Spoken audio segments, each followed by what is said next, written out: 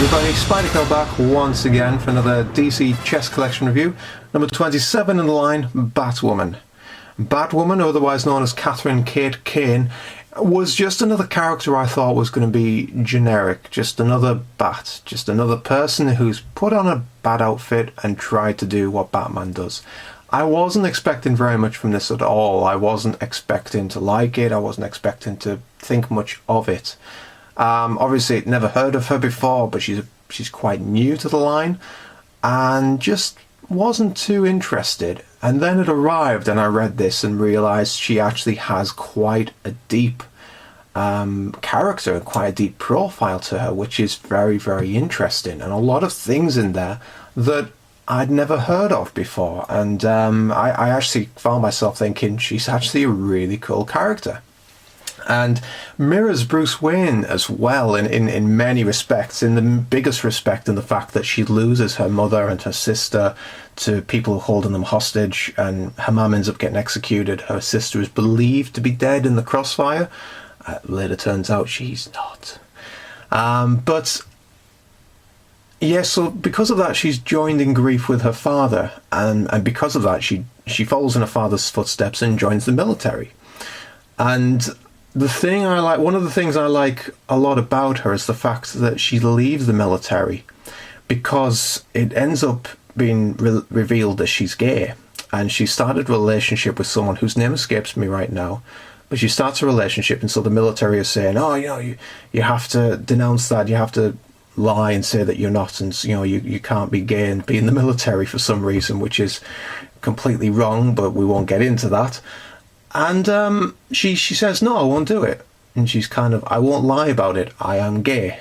And because of that, she's forced to leave the military. And her father, instead of being really disappointed, he's more proud of the fact that she stood up for what she believes in and didn't lie about who she was. And she remained as true to herself, which is really, really cool. And something I was kind of like, wow, that's really awesome. She then kind of loses her way a little bit, starts spending her stepmother's money in clubs and so on, rubbing shoulders with Bruce Wayne, and even ends up getting pulled over by Renee Montoya when she's a young beat cop, and she gets pulled over for speeding. They then start a relationship, which reveals the fact that Renee Montoya is also gay, which is, that's something I didn't actually know, but never mind. And so they start a fling, a relationship, and Renee Montoya basically ends it because she feels that Kate isn't very true to herself and, could do better. And then a fleeting encounter with Batman makes Kate realise what she wants to do, that she wants to dedicate herself to fighting crime.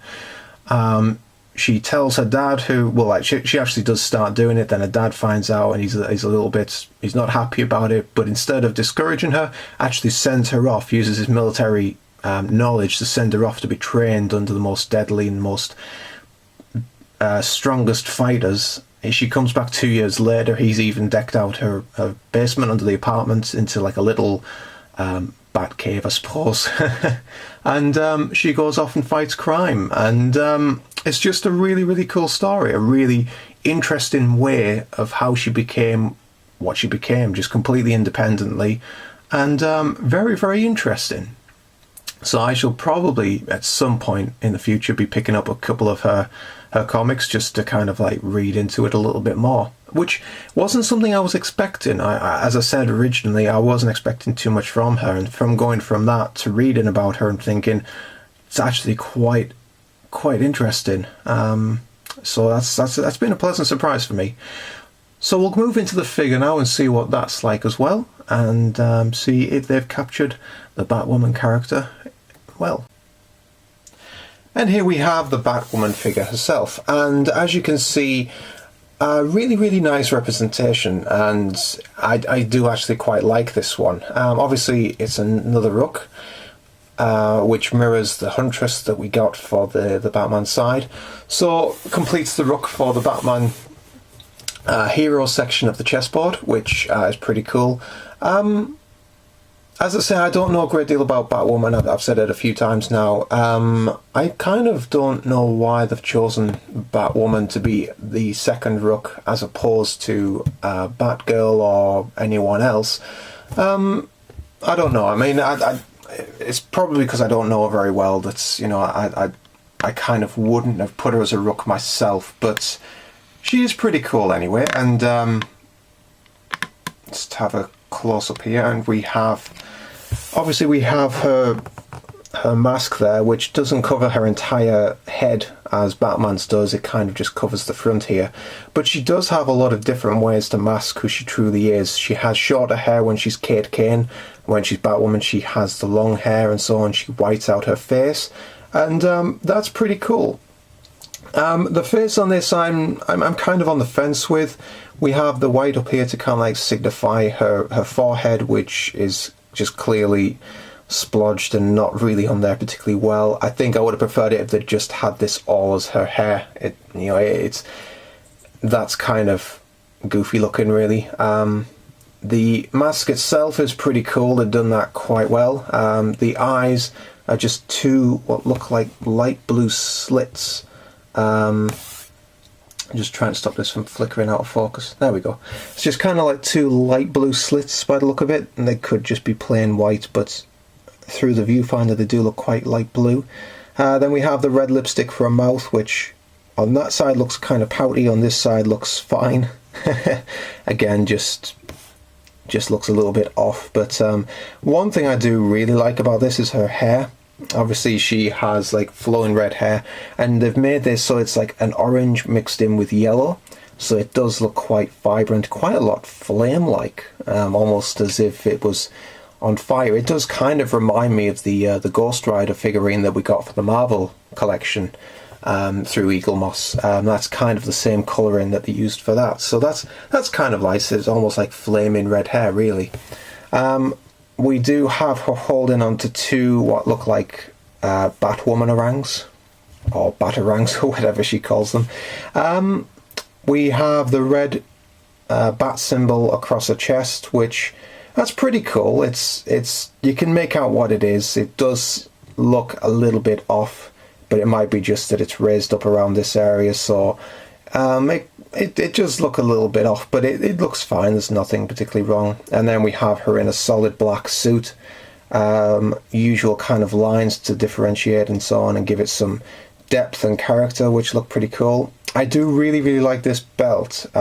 Really nice paint job on the belt that hasn't splodged over to the suit for mine, which is really cool. And yeah, red gloves.